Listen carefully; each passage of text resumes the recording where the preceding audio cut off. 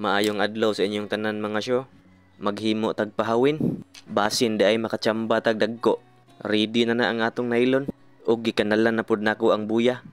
Mao na ni ang iyang human mga syo. Pwede na ni siya itaktak. Unsa pa may dugayon. Matik transition dayon.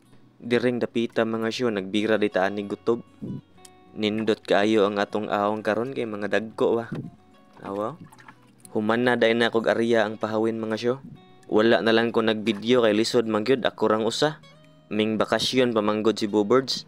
Muhilom sa tadiring dapita mga syo aron makapokus mo og giunsa nako pagkarati ang gutob.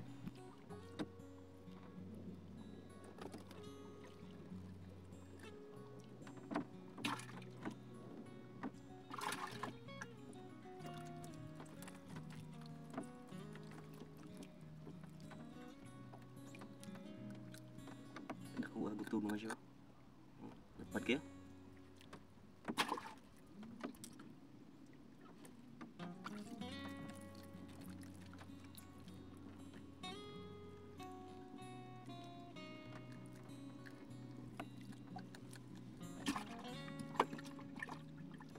Mga syo, grabe yung gaya mga syo. Ay bila ka oras na ko ning turos-turos.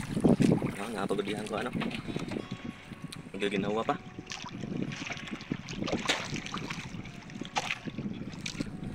Mga syo.